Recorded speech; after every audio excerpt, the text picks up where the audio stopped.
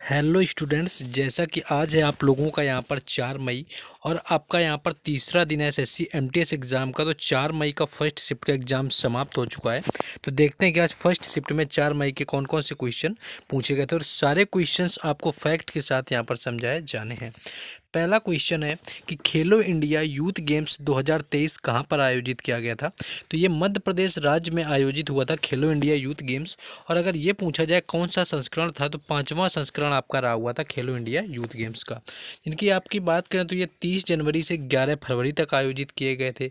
और इसके साथ साथ मध्य प्रदेश और नई दिल्ली के 8 शहरों में 11 अलग अलग स्थानों पर इसका आयोजन किया गया था।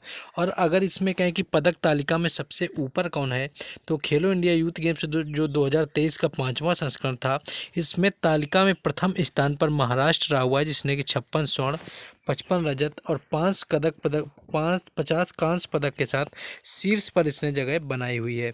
वही हरियाणा की बात करें तो 41 स्वर्ण, 32 रजत और यहाँ पर 55 कांस्य के साथ आपका ये यहाँ पर दूसरे नहीं, यहाँ पर तीसरे स्थान पर होगा आई थिंक, क्योंकि दूसरे स्थान पर आपका मध्य प्रदेश रहा हुआ है।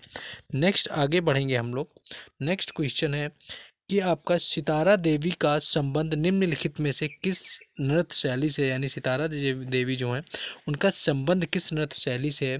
तो कथक यहाँ पर राइट आंसर हो जाएगा। और कथक की बात करें तो जो कथक है ये भारत के कुल 8 शास्त्रीय नृत्य दिए हुए हैं, जिसमें कि 8 शास्त्रीय नृत्य आपके दिए हुए हैं। और उन 8 शास्त्रीय नृत्यों में से कथक उत्तर प्रदेश का शास्त्रीय नृत्य, तो सितारा देवी का संबंध पूछा गया था।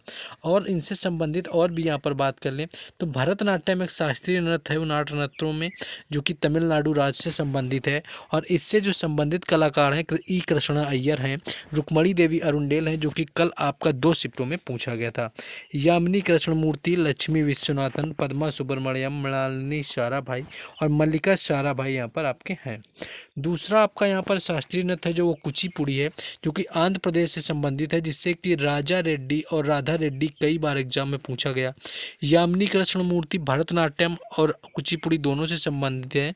इंद्राणी रहमान, रागिनी देवी ये सारे कुचिपुड़ी नृत्य से संबंधित हैं। कथकली केरल का शास्त्रीय नृत्य है, जिससे कि वीएन मेनन, गुरु कुंचू कुरूप, गोपीनाथ, कोट्टाकल शिवरमन, रीता गांगुली इत्यादि संबंधित हैं। और अगला शास्त्रीय नृत्य है जो कि ओडिसी है, जो कि ओडिशा राज्य से संबंधित है। इंद्री रहमान, चार्ल्स फाबरी, गुरु पंकज चरण दास, केलू चरण महापात्रा, सोनल मान सिंह, मायरला बर्वे ये सारे लोग ओडिसी नृत्य से संबंधित हैं। बाकी और आपके यहाँ पर 2 बचे, आपका एक बचा मणिपुरी। तो मणिपुरी में आपका सबसे ज़्यादा यहाँ पर एक पूछा जाता है झावेरी बहनों का संबंध कहाँ किससे नृत्य से, तो वो यहाँ पर नहीं दिया है। तो बाकी आपका मणिपुर का राजा भांगचंद्र, रविंद्र टैगोर, सुवर्णा इत्यादि संबंधित हैं। बाकी आपका कथक है उत्तर प्रदेश से संबंधित है, इससे बिरजू महाराज भी संबंधित हैं, लेडी लीला सीखे हैं, लच्छू महाराज हैं, सितारा देवी इत्यादि हैं। सत्रिया जो है ये असम का शास्त्रीय नृत्य है और इसके जो जनक हैं वो शंकर देव यहाँ पर रहे हुए हैं। नेक्स्ट ये आपका 8वां है जो शास्त्रीय नृत्य मोहिनी अट्टम, जो कि केरल से ही संबंधित है। वीएन मेमन, कल्याणी अम्मा, सुनंदा नायर, कला मंडलम, क्षेमवती ये इत्यादि सारे नाम, जयाप्रभा मेनन ये लोग मोहिनी अट्टम से संबंधित हैं। नेक्स्ट देखेंगे आगे, ये सारे आपको यहाँ पर इसलिए बताए जाने हैं कि आपके एग्जाम के लिए फायदेमंद हो। नेक्स्ट है कि ठुमरी की रानी किसे कहा जाता है, तो गिरिजा देवी यहाँ पर राइट आंसर हो जाएगा, जिसे कि ठुमरी की रानी कहा जाता है। और गिरिजा देवी को ठुमरी की रानी के रूप में जाना जाता है, जो कि अर्धशास्त्रीय भारतीय संगीत की एक सामान्य शैली होती है। नेक्स्ट क्वेश्चन देखेंगे, लेकिन उससे पहले जिन लोगों ने वीडियो को लाइक और चैनल को सब्सक्राइब नहीं किया, तो सबसे पहले तो आप लोगों को वीडियो को लाइक और चैनल को सब्सक्राइब करिए, क्योंकि यहाँ पर आपको हर एग्जाम से रिलेटेड एनालिसिस मिलता है, सबकी प्लेलिस्ट बनी हुई है। और बाकी इन क्वेश्चंस का पीडीएफ लेने के लिए आपको टेलीग्राम चैनल और व्हाट्सएप ग्रुप से जुड़ जाना है, जिसका लिंक डिस्क्रिप्शन में दे दिया है। और साथ ही साथ आपको चलिए क्वेश्चन में अपने वापस आते हैं, बाकी आगे बातें बाद में करते हैं। द पैलेस ऑफ एल्यूशन आपका दिया हुआ था कि द पैलेस ऑफ एल्यूशन पुस्तक के लेखक कौन है, जो चित्रा बनर्जी दिवाकरनी यहाँ पर राइट आंसर हो जाएगा, जो कि इसके लेखक हैं। चित्रा बनर्जी के द्वारा लिखी गई है, जो कि महाभारत के एक अवशेष है, पंचाली या द्रौपदी के दृष्टिकोण से इसे कहा गया है। चित्रा बनर्जी दिवाकरनी एक भारतीय अमेरिकी लेखिका और कवित्री हैं। इनके साथ इनके 2 और उपन्यास हैं, वो भी आपको याद रखने हैं, जिसमें कि the mistress of spices, sister of my heart, queen of dreams, one amazing things, before we visit the goddess. Next question है कि 1529 में आपका जो 1529 में है कि घाघरा की लड़ाई में मुगल सम्राट बाबर ने किसे हराया हुआ था। तो यहाँ पर आपका महमूद लोदी हो जाएगा, जो कि यहाँ पर घाघरा की लड़ाई में इसे हराया हुआ था। और इससे पहले अगर बात करें, घाघरा का युद्ध जो है 1529 में लड़ा गया। और यहाँ पर बाकी युद्धों की बात करेंगे जो बाबर ने लड़ा हुआ है यहाँ पर 1526 में हुआ था। यहाँ पर 1526 में पानीपत का युद्ध होता है, इब्राहिम लोदी और या बाबर के साथ में हुआ था। उसके बाद 1527 में यहाँ पर खानवा का युद्ध होता है, ये भी आपको याद रखना है। 1527 में खानवा का युद्ध होता है राणा सांगा और बाबर के बीच में। उसके बाद आपका 1528 आपका मेदिनी राय और बाबर के बीच में हुआ था, जो कि चंदेरी के युद्ध में जाना जाता है, 1528 में हुआ था। और 1529 में आपका घाघरा का युद्ध हुआ था। और जो अफगान राजा महमूद लोदी और मुगल बादशाह के बीच में युद्ध हुआ था। नेक्स्ट क्वेश्चन है कि पृथ्वी की जुड़वां बहन के रूप में किसे जाना जाता है। अगर इसकी यहाँ पर बात कर दें, अगर यहाँ पर आपकी बात करेंगे, रुकिए आपको थोड़ा इसको प्रॉब्लम हो गई है, चलिए फिर से आ जाते हैं, थोड़ा एरर हो गया था बीच में, इसको मैनेज कर लेंगे आप लोग। हाँ, आपका शुक्र वाला क्वेश्चन था। आपका ये क्वेश्चन है कि पृथ्वी की जुड़वां के रूप में जाने जाने वाला ग्रह कौन सा है। तो शुक्र ग्रह इसका राइट आंसर हो जाएगा, जो कि पृथ्वी की जुड़वां बहन के रूप में जानता है। और क्योंकि इसका जो माप और आकार है ये आपका काफ़ी हद तक पृथ्वी के बराबर ही होता है।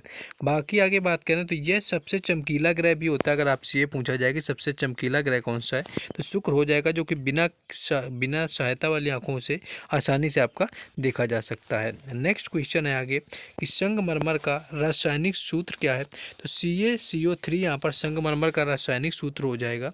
और अगर यहीं पर इसके रासायनिक नाम की बात की जाए तो कैल्शियम कार्बोनेट इसका रासायनिक नाम हो जाएगा, तो ये भी याद रखना है। तो सूत्र आपका CaCO3 होता है और यहाँ पर कैल्शियम कार्बोनेट इसका राइट आंसर हो जाएगा, रासायनिक नाम है। बाकी से कायांतरित चट्टान भी कहा जाता है, कायांतरित चट्टान के अंतर्गत आपका संगमरमर आता है। नेक्स्ट देखेंगे, लेकिन उससे पहले मोस्टली अगर इन क्वेश्चन का आप रिवीजन करना चाहते हैं तो टेक्स्ट बुक में आपको डेली के जितने भी क्वेश्चन पूरे शिफ्टों में पूछे जाते हैं, उन्हीं शिफ्टों में पूछे गए क्वेश्चन मेमोरी बेस्ड के आधार पर आपको वहाँ पर टेक्स्ट बुक में आप पास लेंगे तो आपको पूरे दिन के क्वेश्चन वहाँ पर मिल जाते हैं, आप जाकर के आसानी से चेक कर सकते हैं। तो आपको लिंक, अगर आपने अभी तक परचेज नहीं किया हुआ है तो लिंक डिस्क्रिप्शन में दिया गया है, तो वहाँ से आपको क्लिक करके आपको टेक्स्ट बुक डाउनलोड करना है। और वहाँ पर मेरा कूपन कोड दिया गया है, जिसको आप इस्तेमाल करेंगे तो आपको काफ़ी डिस्काउंट वहाँ पर मिल जाएगा। तो जिन लोगों ने नहीं किया हुआ है वो कर सकते हैं। चलिए क्वेश्चन में आ जाते हैं। क्वेश्चन है कि 2011 की जनगणना के अनुसार भारत में शहरी जनसंख्या का कितने प्रतिशत था। तो 31.16% यहाँ पर था, जो कि भारत में शहरी जनसंख्या का प्रतिशत था। 2011 की जनगणना के अनुसार देश में कुल शहरी जनसंख्या 377 मिलियन से अधिक है, जो कि आपकी जो कुल जनसंख्या का 31.16% है।